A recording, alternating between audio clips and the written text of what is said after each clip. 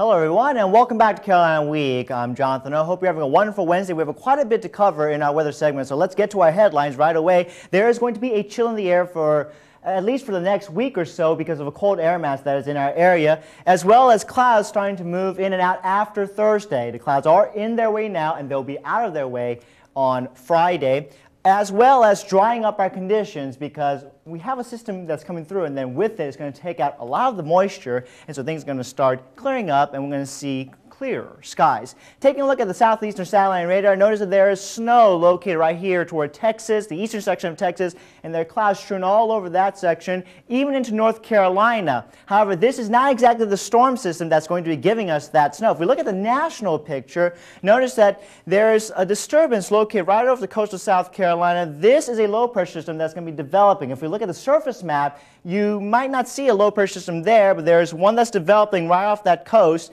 and of course there's a low pressure system that's been bringing a lot of the snow and devastating weather for those of people in Texas.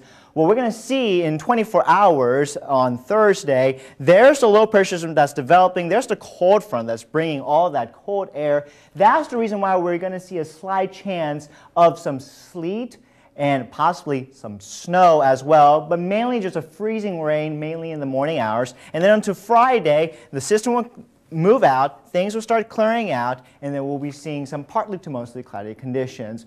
Let's go to the next map. This is what we were working on, and we're trying to give this to you as up to date as possible. Right now, in our area, we are seeing some blue areas. These blue areas indicate winter weather advisory up to 6 o'clock tomorrow evening, so that's something you want to consider.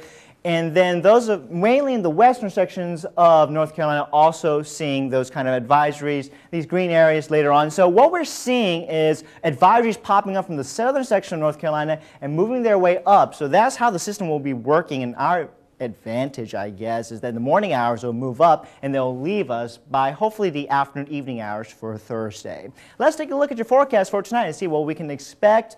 Actually, let's go to the 4-day forecast. What we're going to expect tonight actually will be temperatures in the upper 20s. It's going to be quite chilly, and please be careful because precipitation will start coming down, and then on Thursday things will start getting mixed up with sleet, snow, possible freezing rain, so be careful on the roads. Mainly higher elevations is where we're going to be seeing some danger. Mostly level ground should be pretty cleared up. Temperatures will be in the 40s, lows will be in the 30s and 20s, and then things will start clearing out for your weekend. If we look at the mountain conditions, we'll be seeing this, partly to mostly cloudy skies, highs will be in the 40s, lows will be around freezing, and then for the coastal forecast, again, temperatures will be near the 50-degree range and around the 30-degree range for your lows, partly to mostly cloudy conditions for that as well. So you might want to just stay inside and probably just study since we're studying the first part of the spring semester. But it is the first part of the semester, and frankly, I kind of want it to snow. I want to see North Carolina turn into a winter wonderland. Wow, we'll see.